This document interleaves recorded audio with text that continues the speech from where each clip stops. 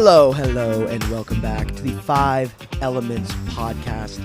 And thank you as always for listening. Today's episode, and boy oh boy am I excited to share today's sponsor. I know I say this every week, and I am a broken record, but today's sponsor is very special to me because it's something that I experienced the value of very recently, and that is deforestation. Now, when I was in California with two of my old friends, my dear old friends, we got to see some of the most beautiful places in the world. We went to Yosemite National Park, Joshua Tree National Park, and Sequoia National Park. Now, the largest tree in the world is actually in Sequoia National Park, and it's called the General Sherman. They're called the General Sherman. I'm not going to gender a tree. Non-binary trees. It's Pride Month, baby. Let's go. So, with this, I saw the largest tree on the planet. And when we saw so much vast, beautiful landscapes, the thing that I couldn't stop thinking about was, where are all the Costcos? Where are all the Walmarts? Where are all the superstores? Where is the economic development? You see a national park, I see a gold mine. That should be the next gold rush, is tearing down these beautiful nature, these beautiful national parks, and build more condos. There's just not enough. And we could print money when we think of tearing down wastelands, essentially, to build absolute masterpieces, like a strip mall with a chiropractic center beside a Chinese restaurant, beside a Jiffy Lube. We could do that with your help. So by supporting this show, you are supporting deforestation. And when you just support deforestation, you support economic development. And again, everything always comes back to maximizing shareholder gains. And when I see a giant, beautiful forest, I see dividends. So by supporting today's show, it's going to a good cause. And that's what the pod is about, good causes. It's about having a good ass time, about learning, sharing, and supporting the things that are going to make this world. You want to leave the world in a better place to your children than how you inherited it. And one way you do that is by supporting great causes such as deforestation and building a Denny's in the center of Joshua Tree National Park. So with that out of the way, let's get to the real stuff. Today's episode, I am so excited for. Gabrielle Fundaro. I don't know why I said it like that. She's actually not Latina, but she lives in Colombia. And I said Colombia like that because your boy, I don't know if you know about this, but estoy aprendiendo español. And that means, I think it means I've learned in Spanish. I hope it does. But she was on the podcast, and she's amazing. She has a PhD in human metabolism. She specializes in gut health. She did for a long time, but now she's just going back to coaching. And one of the things she's big on is weight neutral coaching. So we talked about that. She actually worked closely with Shannon Beer, one of our old guests. Not an old person, just a guest who was on a prior episode. So yeah. With that out of the way, I don't know. I'm ranting. Your boy's yapping today. She works with her, or has worked with her, and they both come at it from similar perspectives. And we talked about diet culture. We talked about some of our own shit when it comes to, weight bias and how we worked through some of our own stuff. And we talked about weight neutral coaching on top of that. So you are in for a treat. It was a fun conversation, and we really connected and had a good time. So you'll get good vibes from this one. And you know what I always say, good vibes podcast. So tune into that. But first, if you want to support the show in an actual way, you can like and share and leave a review. We got a couple reviews off the last episode. That was big. Shout outs, respect. But still, it's looking a little meager out there. It's slim pickings on that review board. So however you listen to this, Apple, Spotify, if you listen to it another way, my boy Hamza on Google Podcast, that's the only person I know that actually used Google Podcasts, and he left a review with his dog's name. And that's big dog shit. So respect, Hamza. I know you're listening to this. Shout out.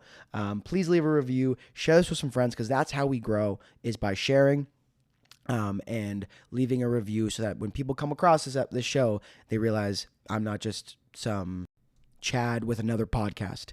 I might happen to be a Chad with a podcast, but this is a good podcast. I'm one of the good Chads.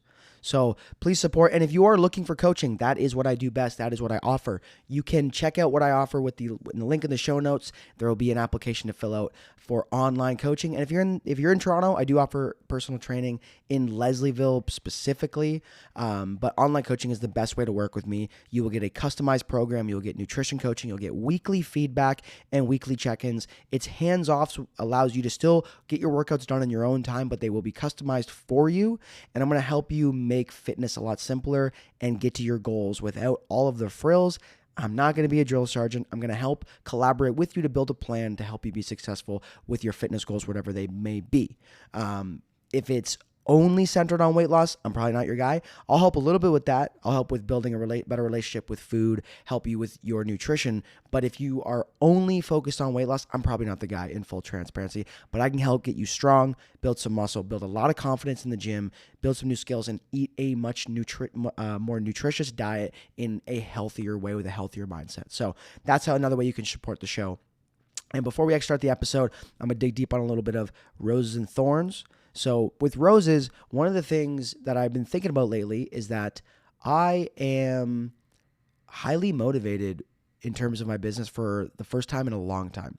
And as I shared in my last episode, the last year of my life has been very chaotic. A lot of things happened that really were tough to navigate. Losing my mother was a big part of that.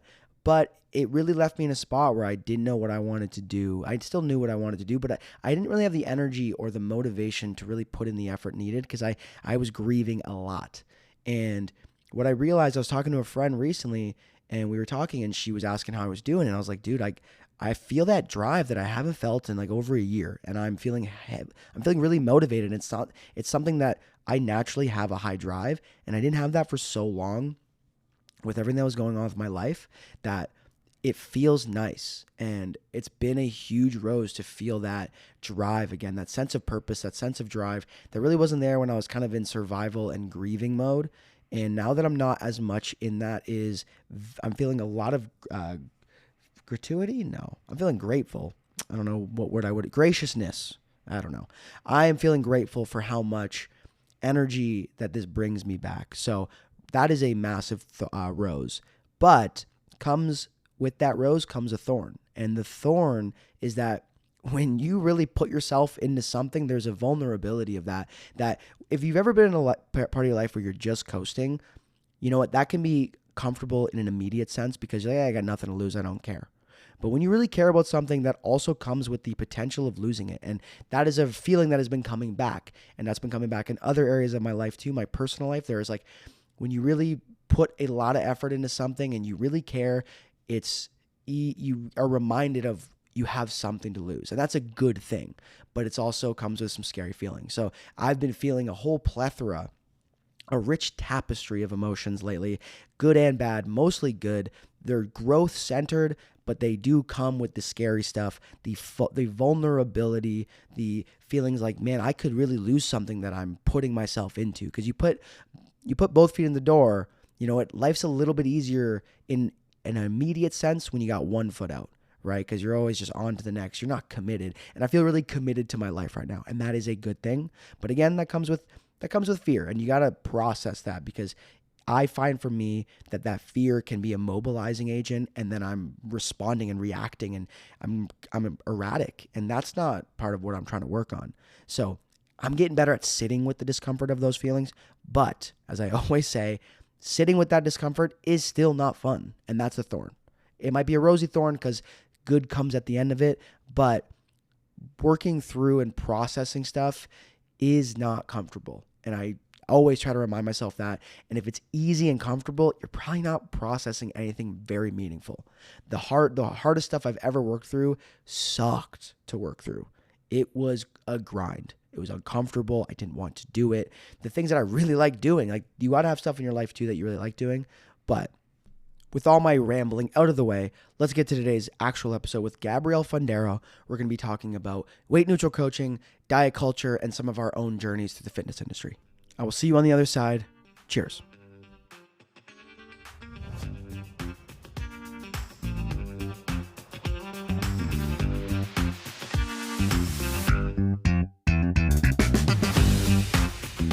Gabrielle, welcome to the podcast. How are you today? I am so good. Thank you. And thank you for having me. Of course, of course. I've actually followed some of your work for a while. Because you were known as like the gut specialist person in the fitness industry for a long Yeah. time. And I'd listened to you on a bunch of podcasts before, which is really cool to have you on now. And I know you did some writing for a lot of companies that are well known, like I know PN. Um, hmm who else did you do some writing for? Yeah. Precision Nutrition, Girls Gone Strong, Barbend, Examine. Yeah, these are some big Um, dogs. These are some big dog companies right now. Like very yeah, I think I was, respected. yeah. And I'm like, I used to do more on like the magazine side of things years ago. And I think I was in like one of the actual physical copies of, I want to say like Oxygen magazine. And I was like, wow, I've made it. That's vintage. That was Yeah. making it. Now it's like whatever, but that's actually unreal. Yeah. Yeah. It's wild to think back on it.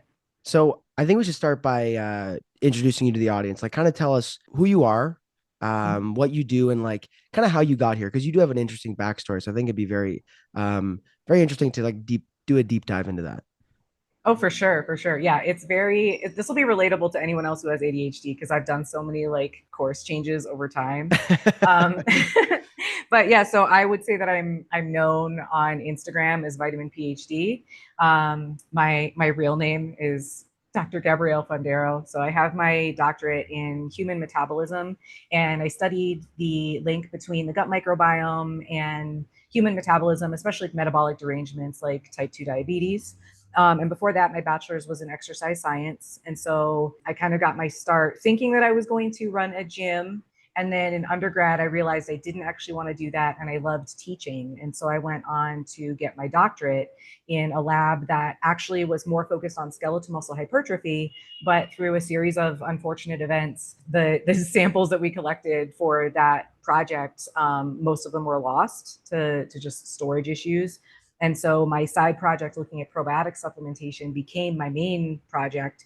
And that was back in like the early 20 teens. So it was kind of Hmm. before gut health was a thing. Yeah, I was actually the first thing I was gonna say there. I was like, wait, were you were in the gut game before it became this like highly Instagram like pseudoscientific thing with just people throwing so much random shit around. Yeah, yeah, it was Damn. back in, yeah, I think I finished in 2014. So, wow, a decade ago already. Mm. And then I went on to teach, but in exercise science. So I really had no intention to do anything with gut health. It was like, this is a means to an end so I can get my doctorate and I can, work it in higher ed. And I did that for 4 years. And I focused more during that time on sport nutrition. And I taught anatomy and phys and kind of like the intro and honors exercise science courses and clubs. And after 4 years of that, I was recruited by Renaissance Periodization. Yeah. And it was actually, yeah, so it was Mike Israetel that recommended that I start talking about gut health because it was like starting to come on the scene in 2017. Yeah, you And got like Bitcoin at like 20 cents at that point. seriously, I know, I'm a gut health hipster. That's unreal. So yeah, it's like I can't even take credit for full credit for ending up where I have. It was just sort of like where preparation meets opportunity. And I wonder too like how much maybe the early podcast contributed to like how it picked up in the fitness industry, because my first podcast was with Steve Hall with Revive Stronger. Okay, yeah, And yeah, so that was at back in 2017. It was my first ever podcast, and I prepared for that like I was getting ready for a dissertation. I was like, yeah. I I was I so can always nervous. tell when a fitness professional comes from academia because it's like here's 20 hours of free labor for nothing, and then you compare it to someone who's actually making money in the fitness industry is like, yeah, I read one like tweet and now I'm actually gonna sell a product. Yes, yeah, that is exactly it. I've had to learn over time like what is actually a good fit for like podcast information and presenting and whatnot. Because the first couple of talks that I gave with RP were so technical and Yeah. so academic. And I remember Mike being like, you probably don't have to do that. Like He's like, you could Gabby, you know probably give her a little you're less. not getting peer reviewed for this podcast. Yes. That's exactly it. I was just like, people, what if I don't know something, And it's like, no, I'll be Yeah, I fine. I'll know. be fine. I know that because of my sibling. They are a PhD as well. So Okay. Yeah. like I've from an I actually ironically I never even went to university. and Oh, they wow. are a PhD. But I just got like an adjacent experience of how much labor goes into it. And then Hmm. actually, the first time I heard you was on the Stronger by Science podcast. Okay. Yep. And like those guys are academics too. So it's like Oh, just yes. doing so much work as Hmm. opposed to like what was mainstream is. I'm like, I don't even know if the people who are mainstreaming a lot of this information have ever read a journal article in full transparency. I'm not sure. Yeah, I think most of the time not, because the so much of what's lost in terms of like nuance and fine details come from a knowledge and experience in gut microbiome research. Yeah. So, without that, understandably, it's difficult to interpret the articles. I mean, it's difficult to even like look at a forest plot and be like, what is that actually telling me? Or like PCOA plot, because they're so different from what we're used to in nutrition and fitness, which is like bar charts and line graphs. Yeah. And then some of the terminology is just not familiar, unless you've taken like a microbiology or an ecology course. So it is very easy to not know necessarily what you're talking about, because no one else does either, and so they like don't know whether you're wrong or not. Yeah. No, that makes total sense. So you get out of that, and then you're teaching at within you're teaching within exercise science, correct? Yeah. So I was teaching in Georgia for 4 years, and yeah, in exercise science. And then in my fourth year, that's when I was recruited by RP, but I would only had a really small number of clients because I couldn't take on too many while I was teaching full time. And going into my fifth year, I was going to have to go up for promotion, which is like their version of tenure. Mm. And I needed to get like two publications. And the institution that I was at the time didn't have a dedicated like research lab. Like I didn't have research space. So it was very difficult to procure that and do any sort of research, that's publication worthy. And on top of the teaching load, and then there was a pretty high administrative load as well. So I was like advising students. I was on way too many, boards, and the experience that I was having there was very different from what I had at my graduate alma mater at Virginia Tech. And I realized that what I wanted out of teaching was not accessible to me at that institution. And I was far more fulfilled by coaching. And there Mm. is an educational aspect to coaching. And my coaching then was actually very different from how it is now. But I decided that I didn't want to go up for promotion. And essentially, you kind of have to like commit or leave. You can't Yeah. stay in academia forever and be like, I don't know. You can be one foot in the Um, door of academia. right, Yeah. exactly. So yeah, I decided to resign and went into coaching full time. And I ended up on the speaker circuit with RP. That's Renaissance Periodization for anyone who's not familiar, I should say that. Yeah. That's And thanks for clearing that up because I knew what you're talking yeah, about, but I'm like, everyone's gonna be yeah, like, just in case, who? yeah. I'm like, you don't know Um, RP? so yeah, I spent 4 years with them, and it was really fantastic. I mean, there was international speaking engagements. Like I've gotten to travel around the world speaking about gut health and behavior change, and I wouldn't have traded that for anything. I mean, it was really an amazing experience. I remember when I was still teaching, I saw one of RP's ads for their Australia conference.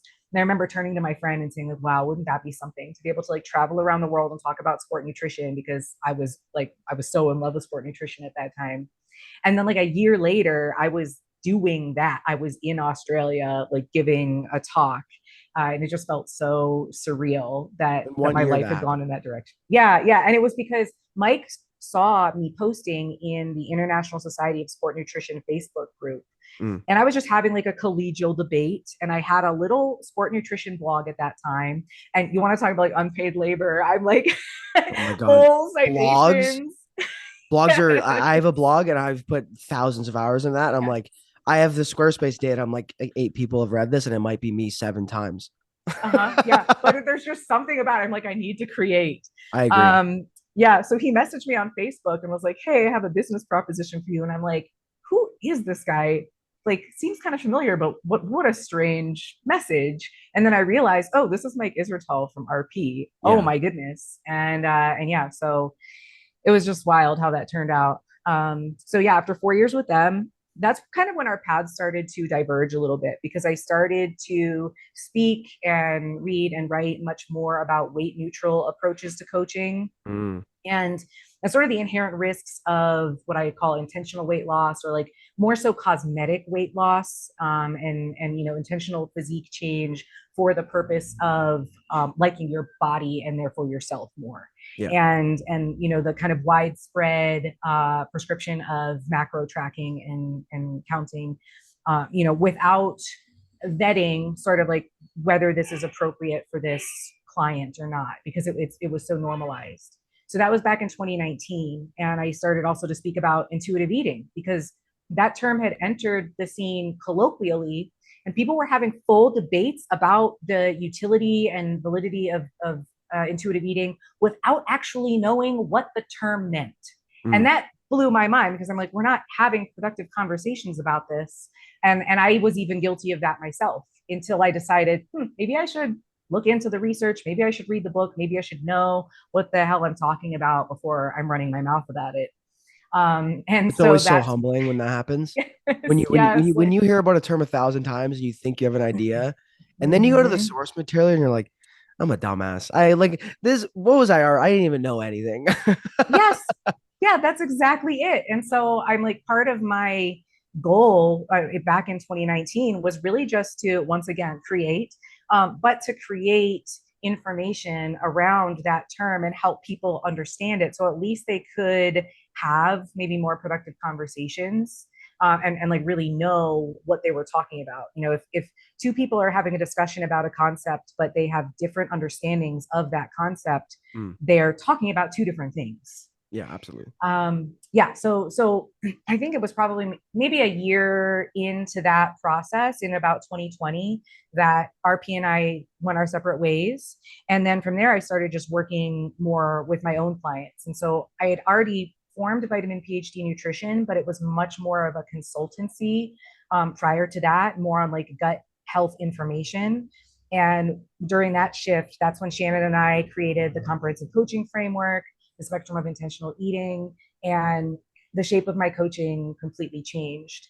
And I also started writing for Examine, and I think also Barbend at that time. So I had a lot a lot Yeah. going on. That Yeah. is a lot. One thing I'll say is for the listeners, when she said Shannon, she actually referring to Shannon Beer, who Yes. y'all Yes. remember was on the Body Neutrality podcast. Mm-hmm. So you guys are working together on that kind of stuff. And Yes. so Yeah. before you were doing that, I assume when you were with RP, because they do work with a lot of aesthetic based goals and like Mm-hmm. bodybuilders and physique competitors. So were Yeah. you more working with people along weight loss lines then? And then what changed? Like what inspired you to kind of divert from that? Yeah. So yeah, I was back then a macros based weight loss coach for the most part. I mean, there were people who wanted to focus on muscle gain, but probably over 90% of the clients were focused on fat loss. And Shannon actually was as well. Like, she had her background in macro based coaching, more for physique change. And I That's the think we gateway both, drug to coaching. yes, yeah, it really is. Yeah. Really It was lures like you in. you, You're like, yeah. And then you're like, oh, okay, never mind. There's so much more here. yeah. Yes, exactly. And I don't know, I can't pinpoint one specific moment where things shifted, but Shannon and I started to actually spend time together in person back in 2019. She came stateside, we spent time together.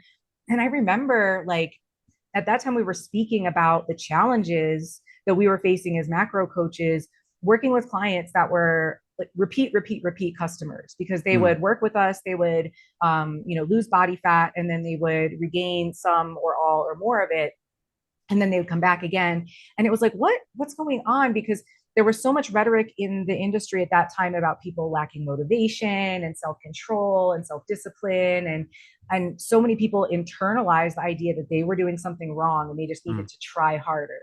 And so they would want like a stricter macro approach. And we were like, this is clearly not working as intended. Like, something is, Yeah. something's off here. And that intersected with my starting to learn about intuitive eating. And I do remember one of the first things that we worked on together was an article that I wrote, I believe it was in 2019. And it was called Intuition in Eating and Training. And it's still somewhere on the internet. And in that article, I talked about what intuitive eating actually is. And I helped people understand it by comparing it to autoregulation.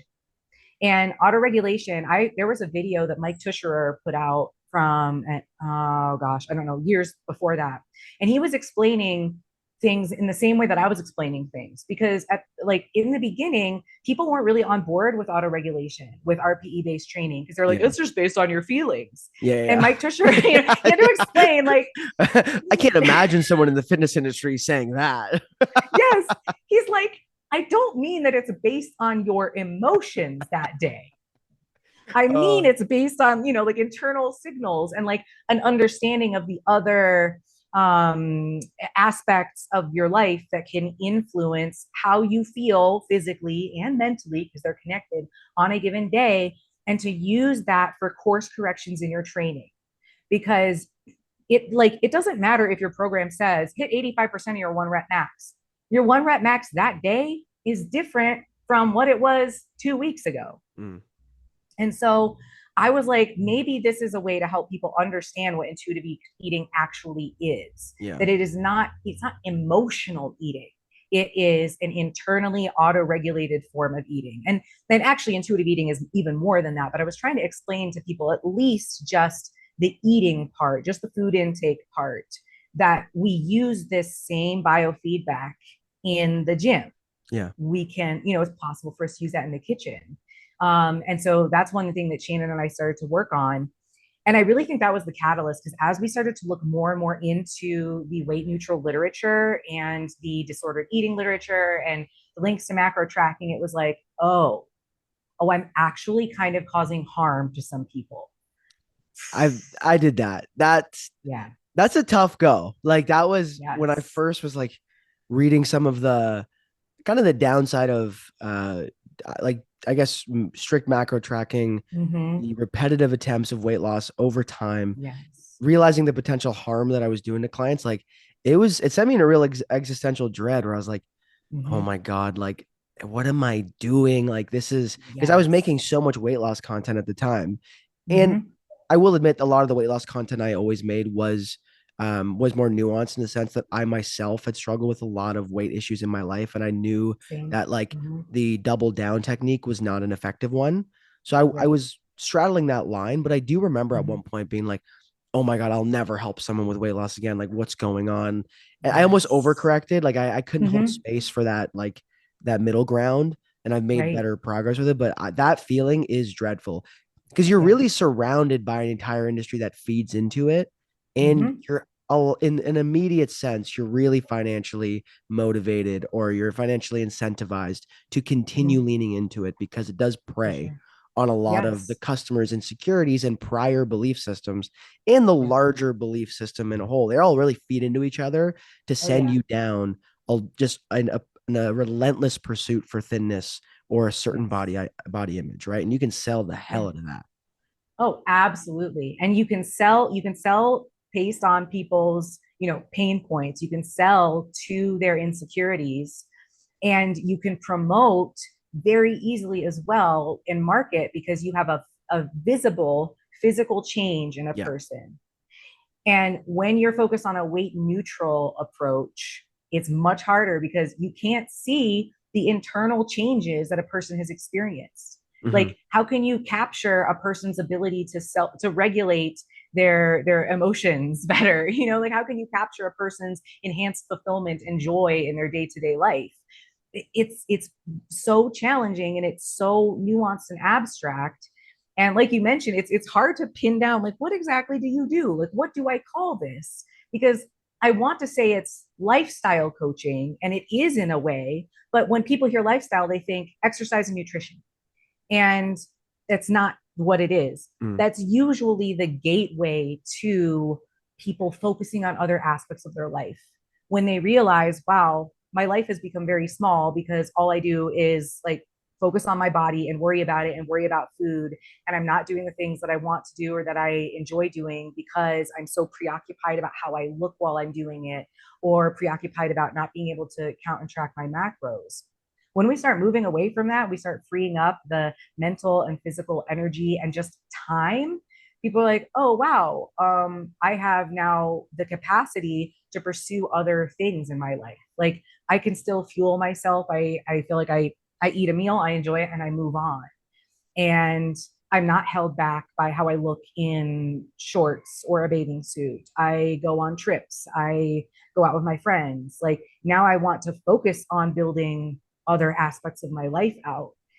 But when I say like lifestyle coaching or like flourishing health coaching, those terms are still really unfamiliar to people, and they are so large that I can't show what I'm going to do with a person by saying like, well, here's your macro spreadsheet. Basically, what you're describing is the feeling I think a lot of people are pursuing when they inquire for coaching and they want help is they're looking for a feeling, and they can only Mm, imagine ascertaining that feeling with a outcome, and the outcome is weight loss, right?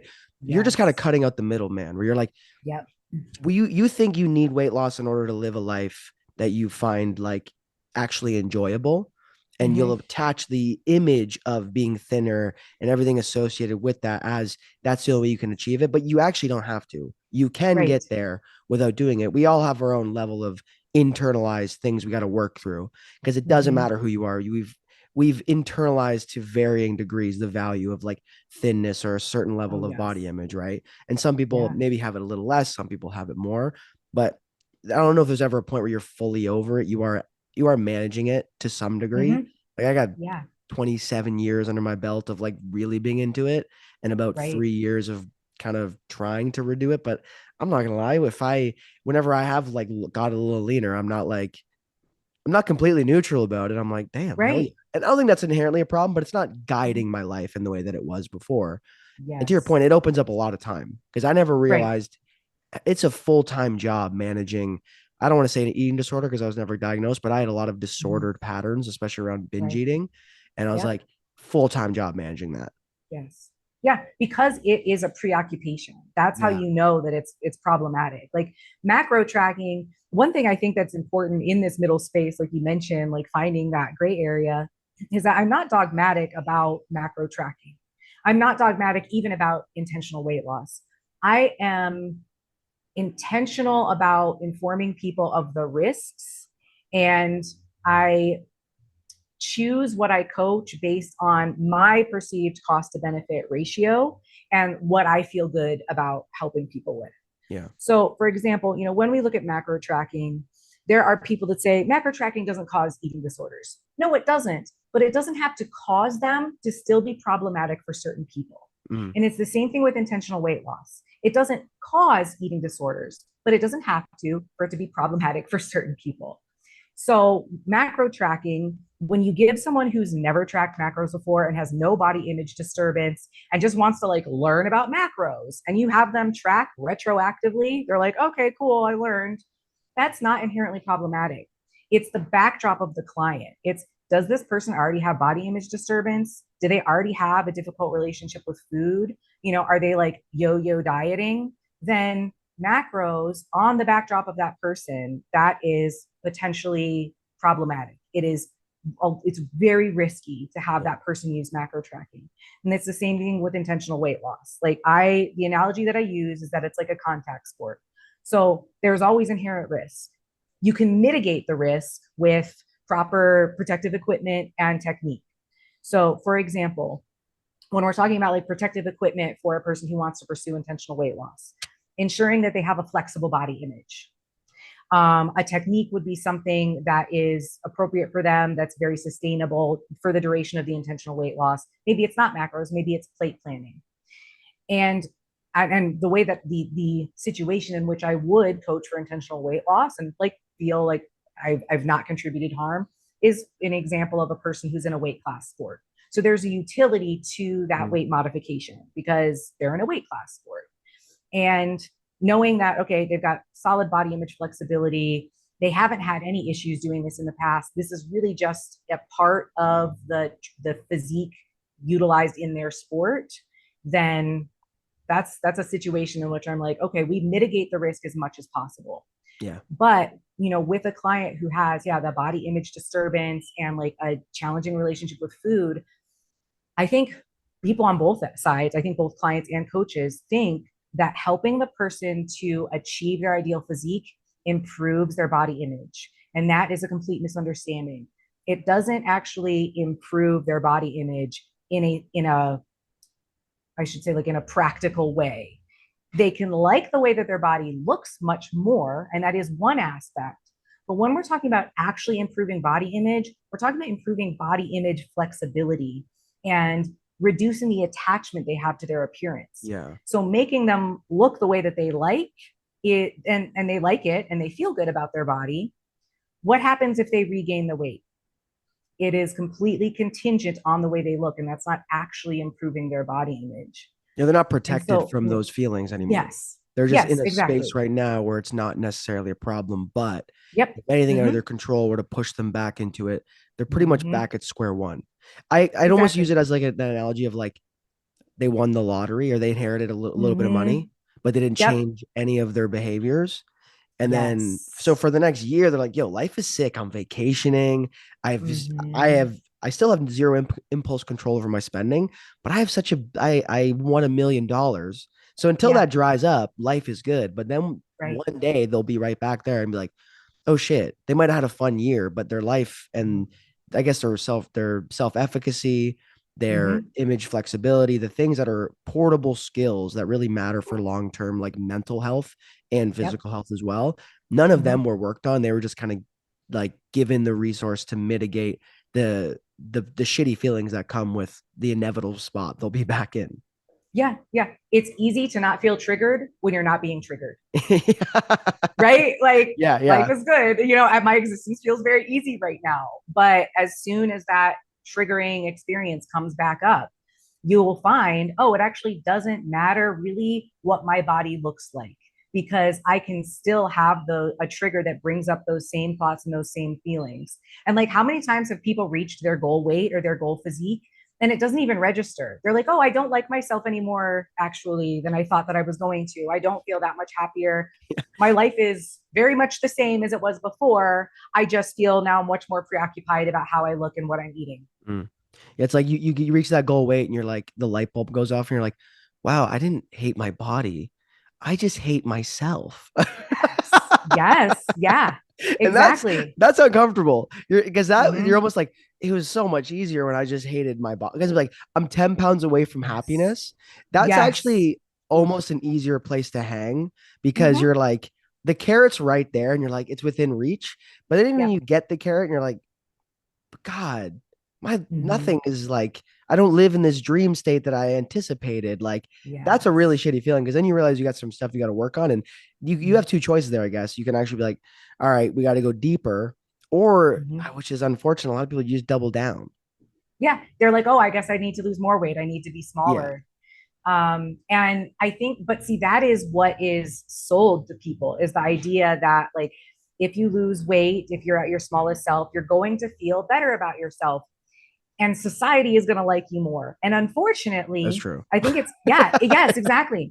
So every time I have this conversation, I think it's so important to point out that like, it's not just a fitness industry thing. This is a societal issue. Mm, And the fact is that society has, for the last 100 years, at least in the US, judged people in larger bodies and labeled them as lazy, as not being good citizens. And so that has had like just a stronghold. And that was really also when calorie counting and macro tracking emerged as well. So it is fine and dandy to say, like, hey, you can accept yourself and like, love and respect yourself. You're deserving of love and respect, regardless of your body size. And that is true. And also, it is more difficult to exist in a large body. And when we lose weight, we get compliments and people recognize that. When we gain weight, no one says it. yeah, No one says anything about it. So it's like we're up against our internal environment and we can change that, but we can't really change the external environment. And so it's about changing that internal environment enough that you can cope with mm, the way that the external environment is around you, the way that people perceive you. And hopefully that changes in time. And I think, I've seen so much change in the industry just in the last 5 years, because like, I don't think that I'm screaming into the void anymore like I was back then. But still, the reality of the situation is it is difficult to not be in your smallest, leanest body. no, And yeah, yeah, 100%. sometimes it Like can suck. Yep. that is something that I think that, and I think I've seen you talk about this, but it is something that's very important in the fitness industry is because the fitness industry is so, um, I would almost use it as like in a political term. It's like very neoliberal, where it's like individualism is everything, and Yeah. everything you get from this is from what you put in. And Mm-hmm.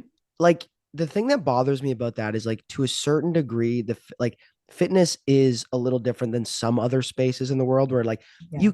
you'll inherit your genes, which are they're riddled with privilege. Like anyone who's ever read the individual results of a study are like, oh, Mm-hmm. these two people did the exact same protocol, supervised under the exact same into everything, and one person gained 4 times more muscle. One Yeah. person like did a whole strength training program from being untrained and literally gained no muscle. I've seen that. Yeah. And like the Yep. twin study, the one I remember where they housed them for like 84 days and they gave them a Mm-hmm. thousand calories extra for the whole time. One person gained 30 pounds, one person Yeah. gained like 10. And I'm like, Yep. that's privilege regardless, but it's not as exponentially different as like wealth. Like if you inherit Mm-hmm. $1 billion, you inherit like that's different, right? So I Yeah. guess the gap is tighter, but it still exists, like the inherent differences. But Oh, for because sure. of that, people really think that fitness is this purely meritocratic thing, and like Right. your body is a reflection of how much effort you put into. And I Mm-hmm. think when I got in the industry, I thought that too, because I consider one of myself one of those the used to be fat people that then judges fat Mm. people. Like I Yes. Oof. see I did it, so why can't they? Like I used to be really like that when I lost like 60 pounds when I was a grade 8. And I was like, Yeah. then I almost became a pick me for like thin people where I Mm-hmm. was like, see, like as a prior, like they if I can do it, they can do it. Like I was Yep. almost like a woman who's like an anti-feminist who's like, see where I got to? Like there's no such thing as Oh. patriarchy. And Mm-hmm. I was kind of like that. And then I realized I'm like, I'm not helping. I was actually just riddled with my own insecurity of Mm. like pushing other people down so I could Yes. stand on their shoulders essentially. And Yeah. um it also like I respond really well to exercise. It's Mm-hmm. truly like I was 14 and I had muscular arms because I was doing pull-ups all the time. And I'm Mm-hmm. like, I've trained people who train way hard. Like I've had clients I've trained for years. And I'm like, I remember one time I had this client who she wouldn't have been, people wouldn't look at her as someone who's quote unquote in shape. And I remember I was Yeah. working with her for years and I was like, I've literally never trained as hard as that woman does ever. Like Yep. absolute grinder in the gym. And Mm-hmm. the results, the tangible physical results weren't there. And I think a Right. lot of people, you tell them that they might get a little demoralized, but it is liberating in a sense too, because you're not just like a hack away. You're not following this person's program away. It's not a moral failing to not train for 10 years and end up looking like like a fitness model. Right. Right. Exactly. And I think that you can see that sort of like, yeah, kind of socio-political landscape of the fitness industry in the ongoing debate of, is obesity a choice? Oh no. What, Oh like my I God. I get just, so mad. I'm like, okay, but why do we even have, why do we need an answer to this question, whether or not it's a choice? It's like we want to be able to say it is, so we can say it's your fault. We Yeah. want to be able to say it's absolutely not, so we can say it's not your fault. Both of those imply that there's something wrong. Like, Yeah. oh, I'm sorry that you have obesity. It's not your fault, or it's definitely your fault. It that is does not, it's so like does not matter Yeah. at all. It's like, okay, whether or not it's a choice, because that's irrelevant. Does this person want to have access to resources that will help them support their health and well being? That's the question. Okay. And then how do we help them achieve that? Yeah. Like it just doesn't matter, but people want to be able to say it's a choice or not, but mostly it's a choice. So they can, yeah, they can like point fingers. And the fact that you acknowledge like your own insecurities, I mean, that's amazing. Like props to you for that, because Oh, I thank you. don't think like people don't even realize maybe that it's just their internalized own like self hatred and disdain that they are pouring out onto other people when they do that. I think big time, like a big part of that is especially when I was like really in it, seeing a fatter person happy would piss me off. Because I'd be like, Ah, I could never be happy when I was big. Like I yeah. because I had such like such massive insecurities about my body Hmm. that, and this Hmm. transcends actually body size. I've done this when I was younger in other areas too, where like Yeah. in this like in a psychological manner, when someone can set boundaries, that always would bother me back in the day because I'd be like, who the fuck do you think you are? Like Yes. I was working at a gym, my first gym I worked at when I moved to Toronto, and it was like I would start at Hmm. 5 a.m. and I would finish at 9 p.m. And Oof.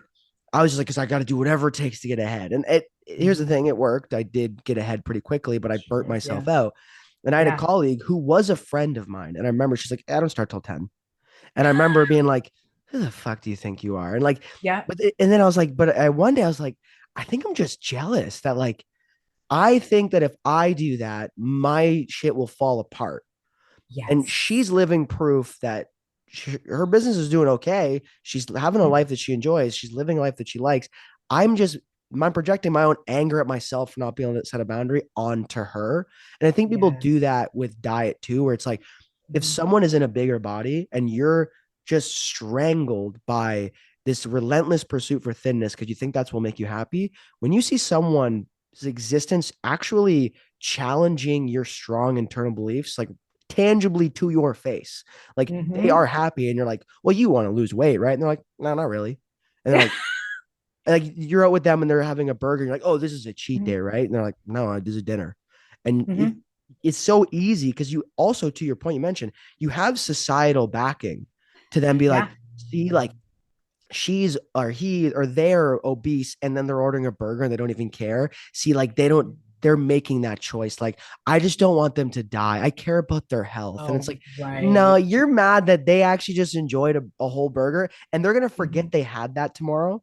And if you Yes. did that, you're gonna literally like it's gonna dominate your psyche for 24 hours. Oh my And God. really Yeah. it's just a projection of that like jealousy in a way. Yeah. It's the how dare you. Yeah. How dare you? Yeah. Yes. Yeah. And oh man, this is so great.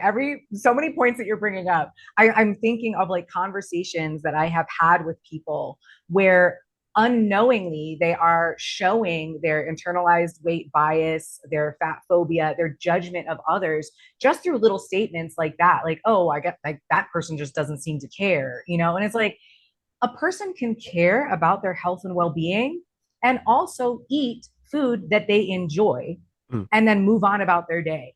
Like the fact that you are like the fact that you are suffering by your own hand because you haven't worked through all of the things that have kept you stuck in this cycle doesn't mean that you care more than this other person. But yeah, that's the 100%. other, it's like the other belief that I see so much. It's like the obesity is a choice or not. Well, then the next step is, okay, well then that person must not care because they're making poor choices or they're not even thinking about the choice that they're making. And it is just showing that, yeah, like so many people are struggling to maintain a specific physique because they don't feel comfortable with themselves. And it's so confronting to see another person who doesn't fit society's ideal, beauty ideal, and they are comfortable with themselves. And it's like, how dare they, and how are they doing that? You're like, Yeah. that's not fair. Yeah, if you don't take a step back and think about it, it doesn't feel fair because Right. you just look at your own suffering and you think that the Mhm. relief of that suffering would be to achieve a certain outcome, and then you see someone Right. not strangled by that suffering and Hmm. happy, like they've to your point to bring it back, they've cut out the middleman, Yes, and in exactly. your life, the middleman is literally the governor, and Yeah. you feel oppressed by that like internal Hmm. belief system, and it like when any human feels oppressed, we tend to act crazy, like we lose it because Yes. that internal feeling of injustice is Hmm. blood boiling, and Oh you my you God. kind Yeah. of have no one to take it out on. But unfortunately, how society works, you can always take it out on someone who's more marginalized than you, and you'll Yes. probably get support for that. Oh, for sure. Yeah. Oh my gosh. Absolutely. Yeah. I mean, that was like, in a very real sense, propaganda was created in the early 1900s to point to people in large bodies and say they're hoarding food, they're Yeah. bad Americans. Yeah, So, it was like, I remember it was a Protestant thing too. Like the Protestant work ethic was like all about yep. discipline and like restraint and having like personal Mm-hmm. austerity. And I do know Yeah. it actually related to a lot of racist kind of beliefs too, of Mm-hmm. pointing to like Africans as being like gluttonous, like because like I remember that book Fearing the Black Body. Did you ever read that Mm-hmm. by Sabrina Yep. Strings? Yep.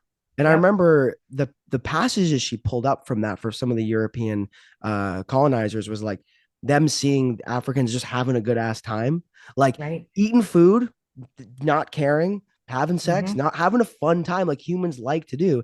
And then they were Yep. living these highly restrictive Puritan lifestyles. And Yeah. instead, it actually ties in perfectly where they're like, how if I were to do that, I would feel so much shame for Yes. everything. You know what? It's and then you basically create like a racist ideology out of it. And you're like, Mm-hmm. see, they're actually the problem. When really the Right. problem was I because I have interpreted some sort of belief system to such a dogmatic belief or a Mm-hmm. degree. If I were to do that, I would genuinely feel like I'm going to hell. To see you Yeah. do that in a balanced way and just enjoy it makes my blood boil so much that Mm-hmm. we know what happens next in some degree, but it is Yeah. truly like it feeds right into that same feeling. I remember reading those passages being like, yo, these Europeans are jealous, like straight up. Like Oh yeah. Yes. Yeah. There are, so that one, and then Modern Food, Moral Food, Paradox of Plenty, and Calories and Corsets are books I would recommend if people are interested in like the history of beauty, modern beauty ideals and standards, and like the craze of dieting. Um, because like it really was part of like the socio-political landscape that we had food conservation propaganda, and where that came from was actually advancements in nutritional science, because that was around the time when Ansel Keys characterized the calorie, and people, the human pop, I mean, the US populace understood then the concept of energy balance. And oh, the food that we eat can be stored in our bodies. And so if you're eating more food than you need, you will have a larger body. And if you're doing that, you're not conserving food. You're not making sure that we're sending it to the allies, and that makes you a bad person. oh, I actually didn't know Yes. there was some Yep. sort of like war narrative with that because I knew Yep. Ansel Yep. Keys, he did the Seven Heart Study. Like he's Yeah. obviously a very like um I guess, volatile figure, depending on Yeah. whatever you're like. Just If you who you believe talk that, to. Yeah. yeah, if you believe that saturated fat has a relationship with heart disease, which it does. Mhm. If you don't believe that, he's like the devil, apparently. Like Yes. I've just known him to be. People just love debating that guy. I'm like, that guy's been Yeah. dead for like 50 years. I think Right. Exactly. He I don't doesn't think care. he Yeah. cares. He, Yeah. But yeah, yeah, you could kind of consider he's like the grandfather of calorie counting. And yeah. within just a few years, the first diet books were published, and they promoted actually having kind of, quote unquote cheat meals. I mean, that's been around for a Oh, hundred really? years. Yes, yeah, it was basically the author, whose name I can't remember right now, but she basically said, when you've been dieting so hard and so long that you can't take it anymore, have a debauch, which is essentially you eat as much as of whatever you want. And then you go back to strict dieting the next day. But I was like, oh my gosh, this has been part of this damaging cycle since the very beginning. I want to see the Um, Victorian era mukbangs. they also used to have Fletcherization, which I'm sure will make a comeback, but it's chewing your food until it's completely liquid, and it just kind of is like gliding down the back of your throat, like, and that's supposed to be, better for you. So yeah, fad diets and strange behaviors in the interest of weight loss have been part of U.S. society for over 100 years now, and a lot of the beliefs are the same. I mean, part of the other part of the movement was um, part of the idea of advancing, like counting calories and counting macros was a form of being more refined and more advanced and knowledgeable. And if you weren't doing that, then you weren't feeding your family properly. Like, even if you were feeding them the same meals as someone else who was counting their calories and macros, you weren't feeding your family properly. And they have quotes from people that wrote into magazines saying, oh my gosh, I can't believe that I was feeding my family before I knew about calories. Like, they just, I wasn't putting calories in the food. So there's like Yeah. this misunderstanding of how it even works, but just a Wait, they widespread. thought they weren't putting calories in the food? Yeah, yeah, they thought that the food didn't count if they weren't counting the calories.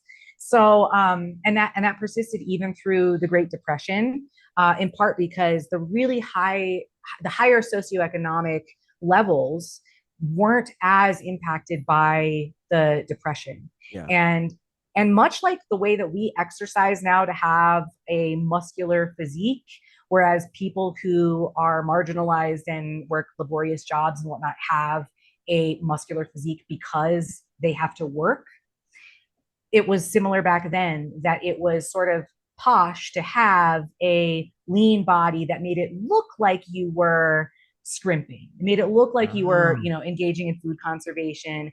And so that thin ideal persisted through the Great Depression, even though it really shouldn't have, based on historical patterns where like a larger body was seen as more prosperous and generally like more attractive. Yeah, I remember that, And it's, yeah. like way back in the day, and that switch. Yep. Yep. That actually like that runs parallel with a lot of like colorism beliefs. Like, because my family's Yes. Indian, right?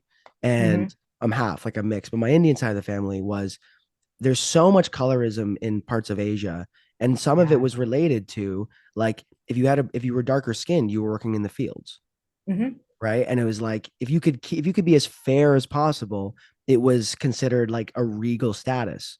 So similar Right. to what you're talking about, if you were muscular and bigger, they'd be like, oh well, that person is a laborer.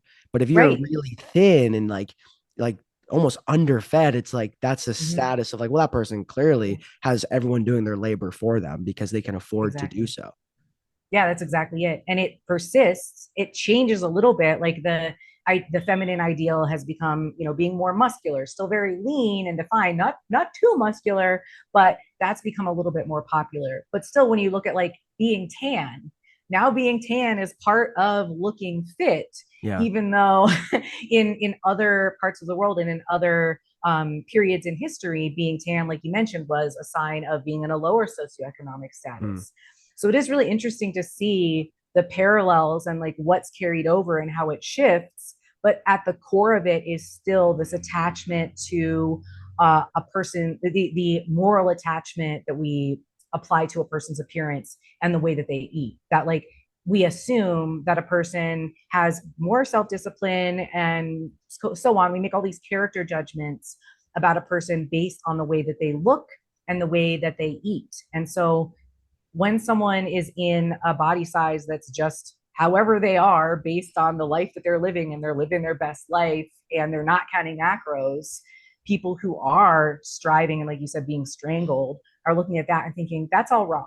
Like they're uncivilized, they're not doing things the right way because this is, society standards are actually that you should look this way and you should be counting macros. That's the more rational way of existing.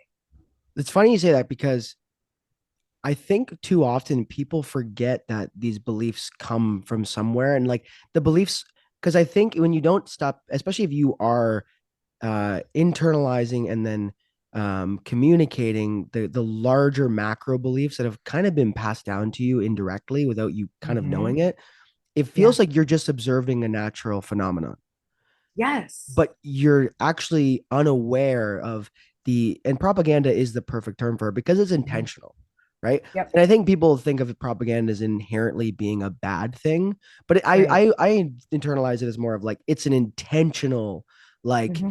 communication from a larger institution. And that can Right. be like there can be some positive ones, like, and even if it's not inherently like you're not being completely truthful, you're trying to make it simple enough that the population can digest it and then believe it. Mm-hmm. And Yeah. you can really do that with negative things. So you can run horrible propaganda very effectively. But I Mm-hmm. mean, even for example, I don't know if I want to call it that, but like 8 glasses of water a day. Like everyone Right. knows that. You could almost Mm-hmm. argue there's some level of propaganda there because like not everyone needs different variation amounts of water. Right. But at the end of the day, Yeah. everyone knows 8 glasses of water, which means you should drink more water, which most people Mm-hmm. should. So positive Yeah. propaganda, you could kind of call it that, but people Mm-hmm. think naturally, well, you just everyone has to drink 8 glasses of water a day, and it's like, Yeah. well, where do you think that came from? That obviously came from somewhere, and Right. the job of this world that I always feel so much like I I feel so much empathy for them is communications on a large scale. Mm-hmm. I think Yeah. I think the pandemic really highlighted that for me. I'm Oof. like, listen, they dropped the bag. I don't even imagine what doing a good job of that would be. I Yeah. can't even imagine. So like, you know Yeah. what? They did annoying things, whatever, like larger institutions, but I can't even imagine what a good job would have been there. And it's like Right. that came from somewhere. And if they Yeah. said make it this large scale of, you know, have 4 to 12 depending on body size and depending on activity level and the climate that you're in, etc. People are gonna be like, okay, like that. This is so confusing. First you're saying 4, then you're Right. saying 6. But if you just give a rigid 8, you're like, okay, cool, right? And you believe. Exactly. But the way Yep. we believe about bodies and health and the interlinking of the two comes from somewhere. And Right. in the West, Canada, America, and a lot of countries, like that was rooted in a lot of like colonial history. It was rooted, a lot of it Mhm. was rooted in white supremacy. It was rooted in Yeah. patriarchy. It was rooted in all of these systems that were here Oh my that gosh, yes. they're not, the systems aren't gone. They're just slowly being like challenged over time. And it takes a really long time, Hmm. unfortunately, but they do come from there. And then when you realize it, you're like, oh Right. shit, like it doesn't mean that like adiposity has no relation health. No one credible is saying that, I don't think. Exactly. But Yes. it is worth taking a step back and being like, well, where do these ideas come from? How true are they? And you know, what Yeah. is actually worth spending time on? Right, exactly. And I love that you brought up the point that people are unaware and they think it's just a natural thing because they have forgotten, the point at which they learned it because it is gradual. I think that's the other thing about propaganda is that you don't necessarily believe it, take it at face value the first time that you hear it. But when you have so many people who are saying it and it's repeated to you so many times and so many people around you believe it and behave based on that belief, then it's like, oh, this must be the way of things. But what I think is really ironic, and I'll speak from as a cis het woman to other people who identify as women or have had a woman experience, that there is so much of the fitness industry and intentional weight loss is based in the patriarchy. Yeah. And I think one of the most impactful quotes that I read, and I already knew this was the case, but this was from one of the books way back in the early 1900s, is like, as a woman's age increases, her value decreases. And so Andrew Tate. women, oh God, oh, it's not even over. The last 100 years. Oh I was like, God. that's not from. I heard that on Twitter before I got on Last this week. call. So I don't know. I don't know if that's from the Oh 90s. God. Seriously. Ugh. But it's like, but I mean, that's such a great point because it is still here. Those beliefs are still here. And women are trying to shrink themselves based on those beliefs, even though I think that if you show that to a woman and say, hey, this is like the woman who wrote the first diet book thought that if you were larger, you were worth less as a woman. And so this is all about making you more attractive to men so that you'll get married off, so that you won't be a widow. And I think if you were to show people that, if that was like part of the, if that could be a propaganda, Yeah. I think people would maybe start reconsidering how worthwhile it is to continue to pursue this specific physique. Because like, what's your why behind it? If you think that you need to look a certain way to be valued, respected, loved, find a partner, to be heard, that's not a you problem. It's just that you have internalized this belief. But like, A, it's not true. And B, you're gonna be disappointed when you find out that it's not true. Like, Yeah. and it sucks to realize that to some extent that's so out of our control. Because like you mentioned earlier, it feels like a very easy fix. It's like, oh, well, I know that I'll be happier or I'll feel more in control of my life. Like, I can't tell you the number of times I've worked with a client who's like, my life is spiraling out of control. Can you give me like more strict macros? Yeah. So, because Oh my God. I hear that all. It's like the last thing yes, you need right now is more yes, stress and more rigidity.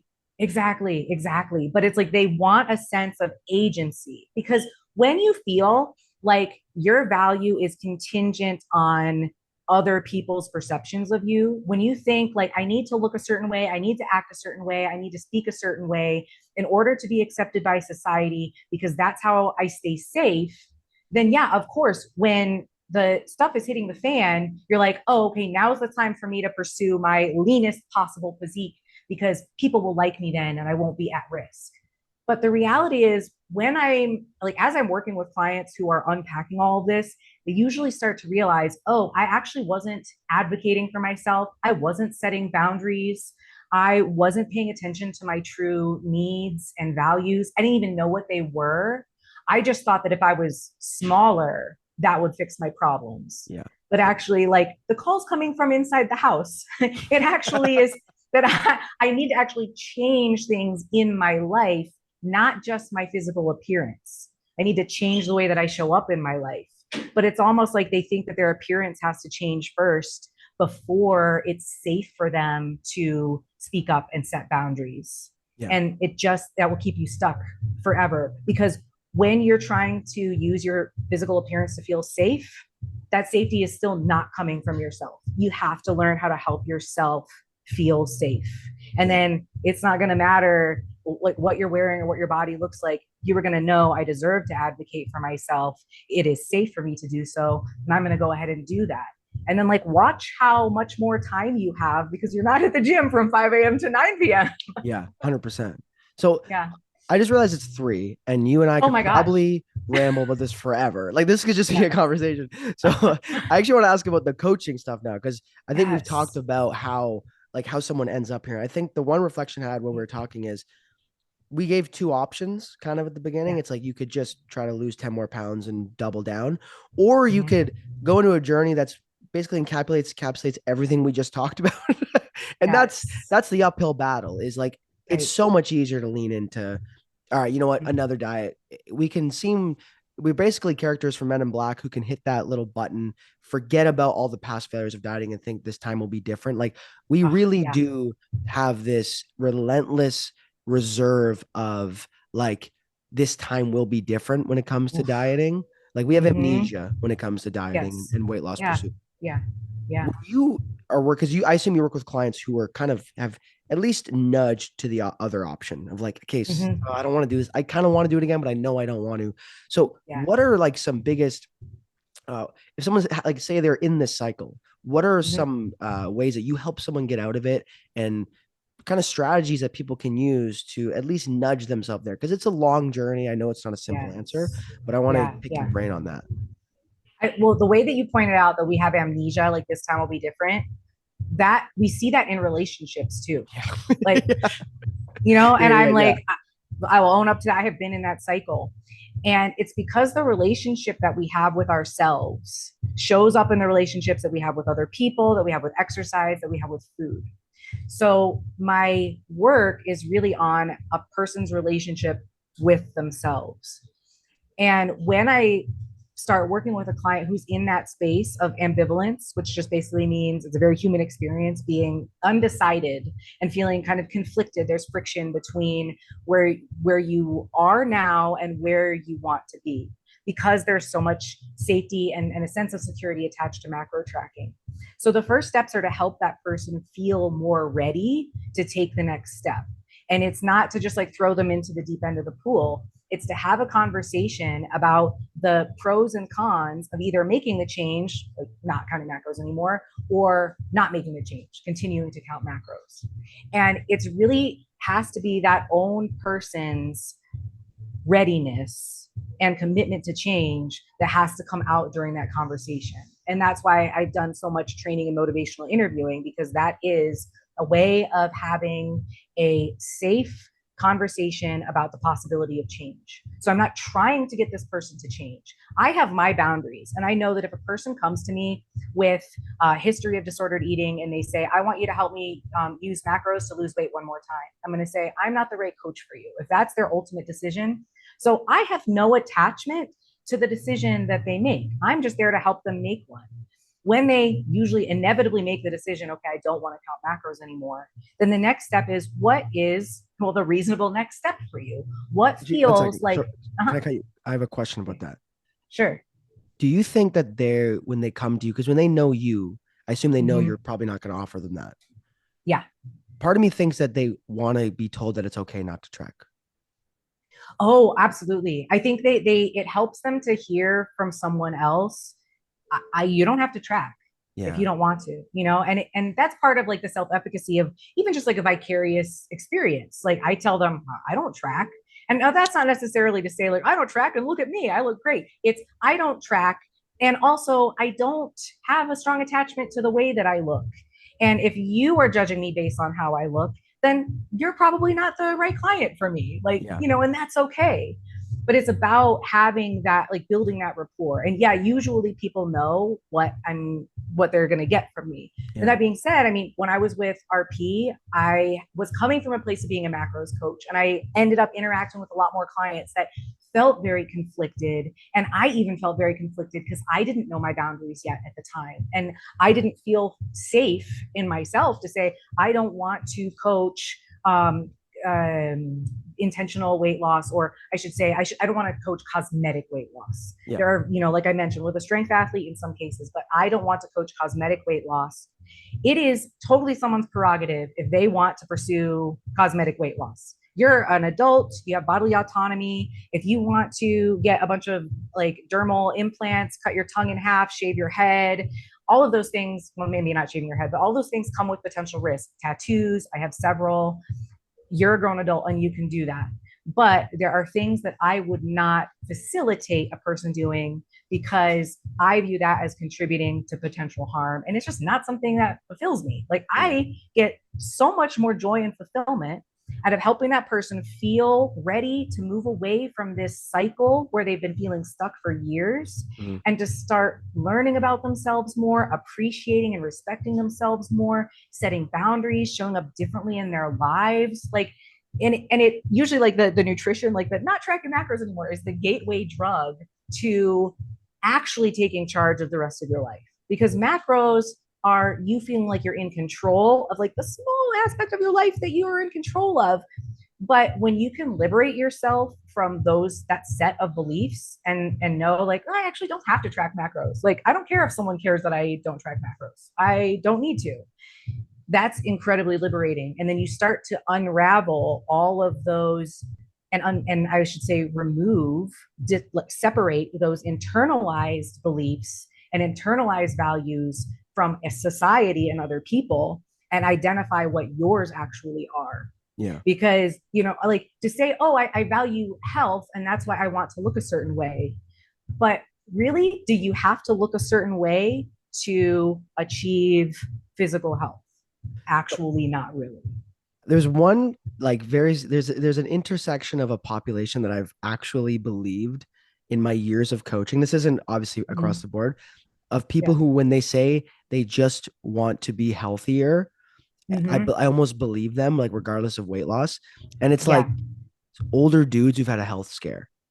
I don't know why, because I've worked with a lot of people. Because whenever someone says like, I want to lose weight for health reasons, like, okay, because obviously like that can lead to like better metabolic health markers, right? Yeah. But then I'll say, okay, what if you're the doctor and you lose 0 pounds, but your A1C goes down, your LDL goes down, all these metabolic markers, like how will you feel? A lot of the time, most people will be like, yeah, okay, I just want to lose weight. I'm like, okay, cool. I want to know where we are, right? Right. But in my experience, like older men who've had a health scare are like, yeah, I actually don't care. Like, I got a beer belly, couldn't care less. I just don't want to die. And it's usually a health scare, because I worked at a gym on, I don't know, do you know Toronto well? Okay, so we have a thing called Bay Street, which is basically the Wall Street of Canada. So it's the financial hub of Canada, and it's like, so there's a lot of like execs work there. So I train a lot of like older executives, and like they wouldn't be in the best shape. They would have high body fats, etc. And a lot of the guys would come in like, I don't want to. I want to change as minimal as possible. I don't care about losing weight. I just want to be healthier. And I was like, I actually believe you. Yes. Yeah. Most of the time, when someone says, I want to lose weight for health reasons, it usually comes with, and I think now as people have seen the challenge of like, and I like the challenge of like challenging the idea of like weight loss is always good. So I think people know how to package it a little better. Like, I don't really care about how I look. I just want to lose weight so I can be healthier. And I think it's more of a coded way of saying like, I just want to fucking be lean. And I know it's more right now, it's a little bit more socially acceptable to package that in a health pursuing perspective. And I do notice that comes back, because a lot of people will say that. And I mean, I'm also still stuck with that too. Like I still have to fight that internal idea. And I think sometimes when people listen to this conversation, I think like, oh, Dylan and Gabby have worked through. I'm like, I haven't worked through it completely. Like the voices will always be there. It just, I've interpreted it as like, how much attention do I give them, and how much do I trust those voices? Like, I think on a previous podcast, I used the analogy of like, they're like drunk, annoying uncles. Like Yes. every time you see them, they always got something to say. They're always like Mm-hmm. critiquing everyone else in the room, but they've Yeah. never changed. And their advice I've taken and it never helped. But Right. they're going to keep yapping. And I just kind of like, Yes. I'm at the point now where I can tune them out. Sometimes they can say the thing that gets me triggered, though, For right? sure. And that's Yeah, kind of like where absolutely. that's really what progress looks like. It doesn't look like complete divestment from, I don't Yes. care at all how I look. If I gained 400 pounds today, I wouldn't. I'm like, no, like it's not realistic to talk about that. Right. It's not a purity test. It is just, Hmm. are these beliefs holding yourself back? And I think for the most case, they are. Absolutely. Yeah. And I think that's the thing that people don't really understand, I think, about weight neutral coaching is that it's not anti weight change. You're not Yeah. like trying to get this person to maintain their weight. It's just that weight is not an outcome that you're measuring. You're just not Mhm. tracking it. You're like, and the thing is, the process can look exactly the same minus weighing in. And what usually happens is that the person just has less psychological distress and can even have better adherence because they're not on this like emotional roller coaster. And of course, there is utility to being able to step on the scale and be like, I guess that's what that is today, and just using it as a piece of information. But like, we don't have to do that. Like, the scale weight, especially just like from one day to the next, is not an indicator of health. It is, okay, your scale weight's one thing, but what is your, yeah, like you mentioned, A1C, cholesterol levels, blood pressure. And if those are the things that we want to change, why are we just measuring weight change? Yeah. Why don't we, and why are we just doing calorie deficit? Why don't we look at things that can also improve those, like exercise, just like physical activity and stress relief practices. And if a person does want to lose weight for cosmetic reasons, like I mentioned, it is totally up to them. I mean, that's your body. And I think Eric Helms does a great job of describing this, from a physique competitor standpoint. For some people, it really is just an enjoyable form of body modification. It's like getting tattoos or piercings or whatever. There is still a huge risk because of health and mental, health risk. But like, some people are just like, oh yeah, I just like the way that my body looks like when it's like this. And then when it doesn't look like this, that's fine too. But I think that's a very, very small Yeah. percent of the population. Well, And most people Eric is an outlier. Like he is really he's truly like one of the healthiest, yes. like from a mindset perspective, one of the most Mm-hmm. well-rounded and healthy, like Yes. like bodybuilding competitors I've ever seen. Like I'm just like, Right. what? I have told him he's like a moral compass for the industry. He Like, truly is. And he's you like, know, and he's at the center of like the id of toxic shit too. Like yes. bodybuilding in particular Mm-hmm. really is like so many of our beliefs rain down from there right Oh now. yeah. And like Yeah. people forget that it's a sport too. I find often I'm Mm-hmm. like, yeah, they're gonna Yep. do wild stuff for sport. Like Right. me and you, we're just lifting. Like I'm just trying to be Yes. healthier. But no, Yeah. And that he was is wild. no, he's fantastic. And I mean, he had me on the Iron Culture podcast. I would say he was one of like the earliest people who understood what I was talking about, for one thing, and then wanted to have productive conversations about it. And and I think it was, because like he was talking about the same stuff. I just was not in the bodybuilding world, but I wanted to have that conversation in like the recreational fitness world, because the other impetus for making a change was that I was noticing, a lot of these macro programs, a lot of macro coaching it's made for bodybuilders, but it is sold to like soccer moms. Yeah. And Yeah. It's you know, actually, if you take a step, if an alien came down and saw that, they'd be like, what the hell are you guys doing?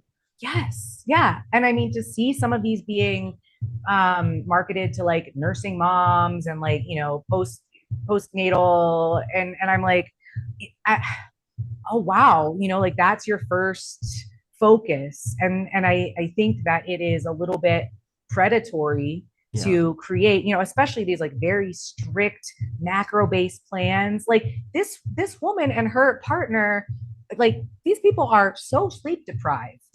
you're going to give them all of this math to do, like Yeah. if you want to provide some helpful structure, could you maybe make it just more like visual, like plate planning or something? Yeah. And it's just like this level of granularity that is not necessary, but people begin to think that's the default, and doing anything less than that is like lazy or not committed, or it's just a break from doing that. And that's another thing that I think is so important to address, that like what I do is not to just say, oh, I'm going to fix your relationship with food and your body image so you can go back to dieting again. Sure, if someone Yes. wants to do that, okay, but like that's not the purpose. The purpose of this journey is to completely help you release yourself from that, so that it's not even a thing you're like, ooh, actually, that sucked. I don't want to do that again. I have so many other things that I'm focused on now. So when you were talking about how you apply your coaching, the image in my mind is like you almost hold up a mirror, but it's not a straight mirror. It's one of those mirrors with like 10 different angles, because you're kind of showing like, hey, here's a relationship with you, and here's how it affects Mm-hmm. your diet. Here's how it affects your personal relationships, your work boundaries, your family relationships, like it kind of does trickle far out. Now, Yeah, someone yeah, needs to be really exactly. ready to take a deep look if they want to pursue Mm-hmm. that, because that Yeah. could be real scary. Like sometimes a Yes. mirror is the most terrifying place on the planet for us. Oh, for sure. And we need Yeah. to be ready to look at it in a metaphorical Yes. sense, of course. 1,000%. And that's why, like, I always recommend that people are working with a mental health professional. I'm not, maybe one day I would love to be a therapist eventually. I've got, things in the works, but like, while working with me, because there are things that a person could bring up in a coaching call, like they're about to bring up some like family trauma that is so valuable. And also that's going to be outside of my scope. Yeah. And so it's so beneficial to have that synergistic relationship, because the therapist may not be as well versed in like ways to implement, physical activity and fueling recommendations, in a weight neutral way, but they can help with some of the sources of these beliefs, these like deep set beliefs. But it is absolutely can be very confronting for people. And the way that you said holding up a mirror is a beautiful way to visualize like what the conversation looks like, because the most powerful statements that you can make to a person are actually just reflections of what a person has said to you, just giving it back to them with like a little bit of what was between the lines, or some of the, or and empathy to say Mm. like, oh, I see you and I understand where you're coming from. That must feel like X, Y, and Z. Or, oh, you did this because you have this belief or because you value this thing. And they're like, oh my gosh, yes. And So so you're what you're just saying is yeah, the best way is to actually reflect it right back to them. Like, yes, yeah, yes, yeah, yeah, which I just did right now, which is exactly. very impressive. Yes. So, Yeah, no, and people, I think people are apprehensive to do that because they're like, well, but I need to be asking all the right questions or giving them information. But actually, when you provide an accurate, empathetic reflection, a person will share with you again. That's an invitation, because they're yeah. like, oh, you get it, you get it. This is a safe space. And then you help them to discover all these things about themselves that have just been dormant or haven't been examined because they've been looking at one thing, like this must be the solution to my problems. So I try to set the stage for that in the very beginning, like with the first conversation is not to create a plan for change. It is to build trust and respect and positive regard. And then the next steps are a values identification activity. And it actually, like what you had mentioned, I can't remember exactly how you said it, but it's basically to invite them to look at, what they think they value and how it shows up in their lives, Mm. and what values are actually showing up versus what values are not showing up. And then what are they doing and how are they feeling when those values are showing up versus not. And it starts to help them think about the ways that they're showing up in their lives, in like when they feel really aligned and like authentic, and then when they don't, and then to start identifying, why am I showing up in these ways that don't feel aligned? Like, why am I forcing myself to do that? And how can I do more of the things that feel authentic and help me actually feel a deep sense of safety and security and appreciation and respect for myself that is not reliant on other people? The thing that stuck out to me there when you were talking about that is I'm imagining someone coming to you for coaching because a lot of the time when someone actually makes a decision to seek help, in the immediate sense, they're looking for relief Yeah. because they have these feelings that they can't tolerate anymore. That is Hmm. then actually driving action. Like if you don't have those Yeah. feelings, it's pretty hard to drive action. Like we need some sort of push. And Hmm. one of the things I think the fitness industry does a really poor job of historically is when someone, oh, I feel fat. I'm like, okay, well, here's your macros. And the moment you receive those macros, because I know this as a Hmm. client when I was like younger, I did this. I'm like, I received that template of what I'm like, Hmm. all right, here we go. Here's day one of the Yes. rest of my life. Like I get that immediate pressure Yes. relief, right? Yep.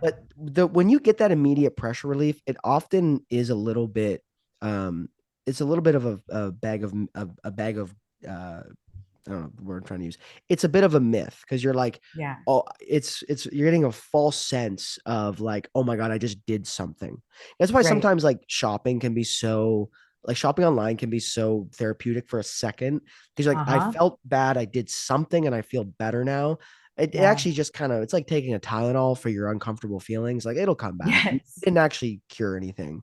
And Hmm. when it comes to someone applying for coaching, very much someone is often going to be looking for an immediate relief. Okay, I have a sense of control again. I've done Yeah. something. And if it's you can really hit that pain point if you attach it to like weight loss, like, oh my God, I knew I Oof. needed to lose weight. Ooh, I feel so Hmm. good. Your Yep. first like consultation, it sounds like, is going to provide none of that. Like there's no No. immediate relief. It's like, okay, like we need to actually like investigate. We actually need to take the time to figure Yes. out what are your values. Like that's an uncomfortable question. That's not an Yeah. exciting question, to be honest. Right. Because, and I know that Oh from my own yeah. personal experience, like it's confronting because you're like, Hmm. I don't fucking know. And then you almost have a little bit of a sunk cost fallacy with your own life where you're like, have I been actually living out of the line with my values for like 10 years? Like, Oh yeah. that feels like I've wasted a fucking decade. Like, Hmm. nope, Hmm. that can't be true. Like, it's very easy in that sense to be like, no. Gabrielle is just, she's all mindset. She's a kind of woo woo. Like, I just wanted to like Yes. train and like, she just wanted to like have me be a healthier, more rounded person. Like, Hmm. that's not really for me, Like, that's Oh, a for tough sure. bridge to gap. And there's a lot of readiness that goes Yes. into that. Yeah. I think that there is a Venn diagram of people and I don't mean this in a judgmental way. Many people do this. I have done this in the past, but people who try to meet all of their needs with food and Mm, people who try to meet all of their needs with weight loss. yeah. There's quite a lot of overlap. And It's a part circle. of yes, exactly, it's a circle because if yes, because if you are thinking that food is the problem, then weight loss is the solution. And in both cases you Yeah. are trying to meet too many needs with something that is not going to appropriately meet them. Like yes, you'll get, I love that you point out like that short-term relief, you will get short-term relief from eating something enjoyable in the same way that you'll get short-term relief from starting a new macro plan.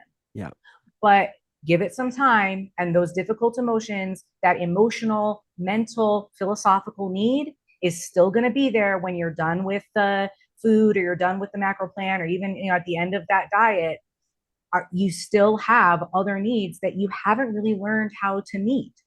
And so when and I this doesn't mean that it's going to lead to weight loss, but when a person has a better ability to identify their actual internal sensations and their actual needs, they have an easier time than regulating their food intake because Yeah. they can identify, oh, I'm anxious or I'm bored or I'm lonely, but I'm not physically hungry. I just ate a few hours ago. Even though I want to eat this thing, and I could, I know that actually I'm not going to feel good after I do that.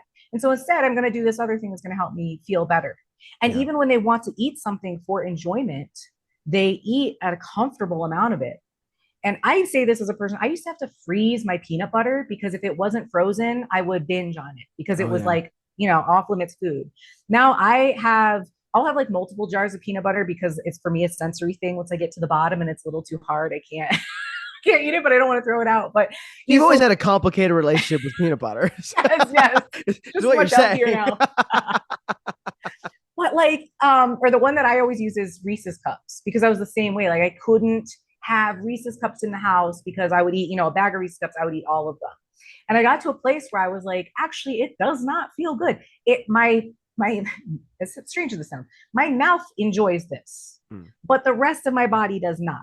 So I'm going to listen more to the rest of my body and say, mouth, we can have more later, but right now I just want to have one or Yeah. two and then move on. It's like the reverse of that. My mind's telling me no, but my body's telling me yes. Yes.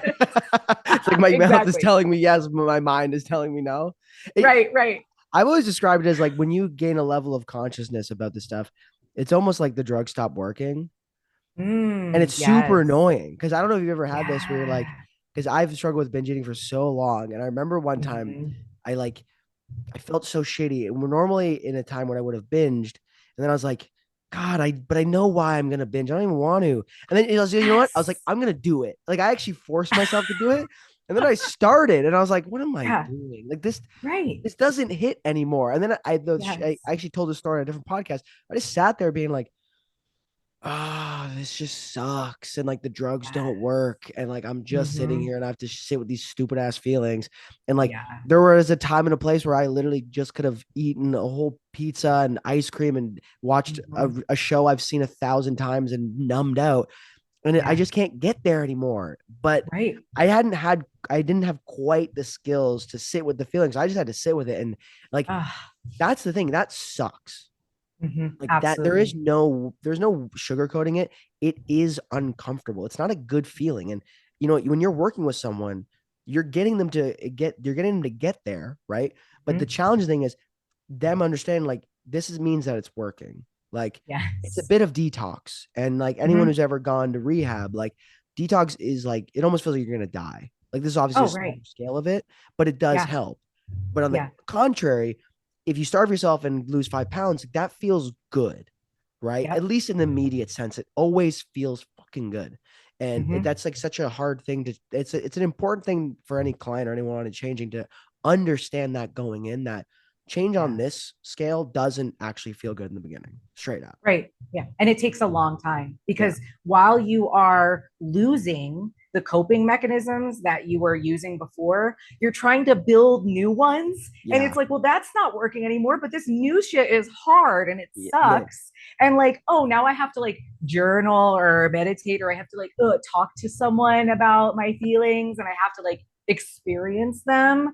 Oh, like that feels like too much. It's Mm. almost and I have experienced this too. And I've worked with folks who are like, this is so it feels like I don't have enough like time and energy to do all of the work. Like when I open this box, it's like, oof, close that, put that one back. That's gonna take too long.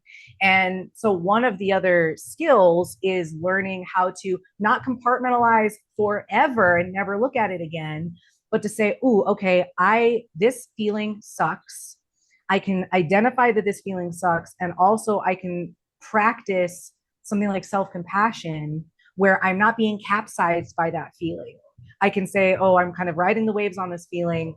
I'm not sitting with it completely, but I know that sometime later today or tomorrow, I'm going to make time for myself and I am going to sit with it and I am going to actually process it, not just intellectually, but like to sit with those emotions, and then like I know I'll feel better afterwards. But that is a much longer and more involved process than going for food or getting a new macro plan. 100%. Okay, so we do Mm-hmm. need to wrap this up. Gosh, I know. Um, I think I was like, this can go on for time. Um, Seriously. the last question I'll ask is a quick one. Mm-hmm. What is the biggest indirect health advice you can give?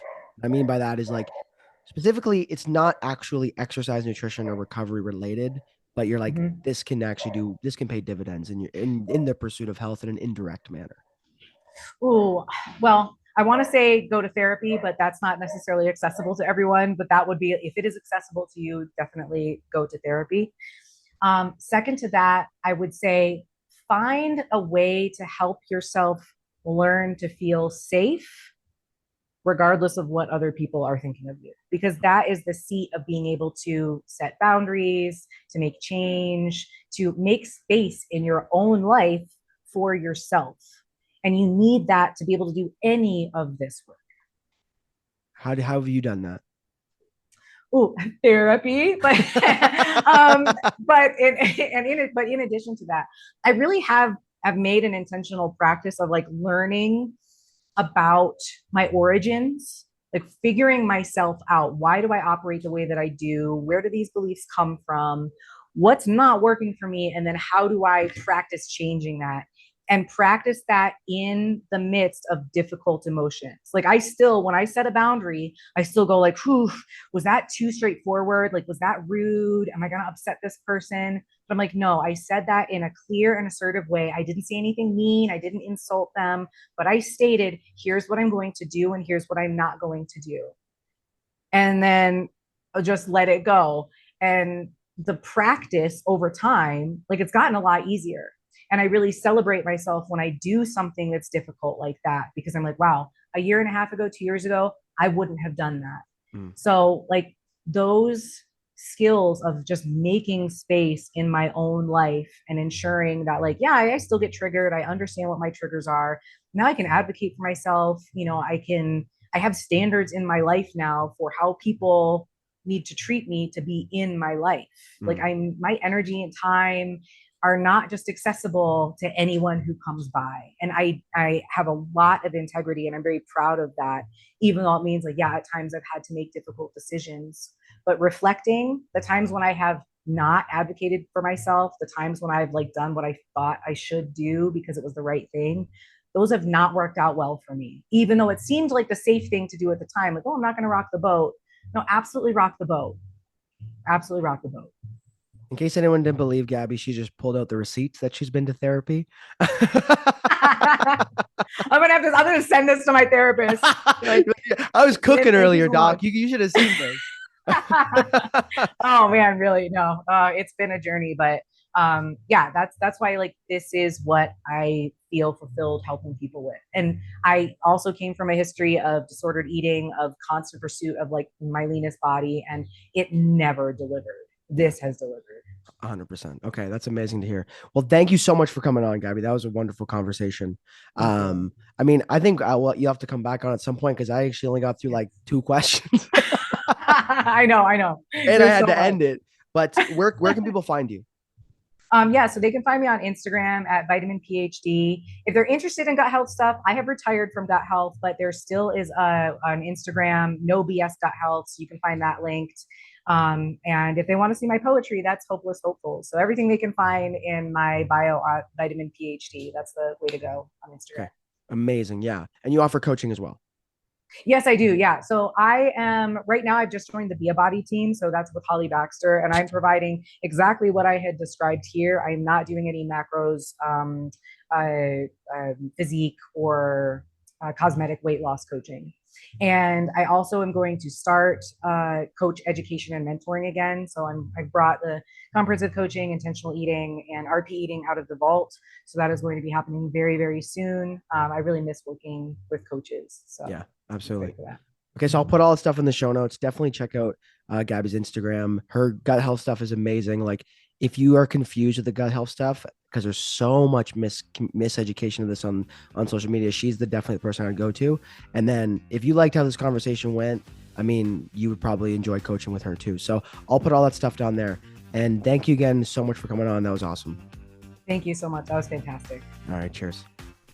Once again, thank you for listening, everybody. If you liked, make sure that you are subscribed, hit the bell notification, do what you got to do so that when an episode drops, you get notified. Share this with some friends. Please leave a review. Support the shareholders. Think of the Denny's that could be built in national parks. And if you are looking for online coaching, check out what I offer in the show notes below, whatever you're using, and apply for coaching from there. And we can work together if you are seeking that support and think that I would be a good coach for you. Once again, thank you for listening, everybody, and I will see you next time. Cheers.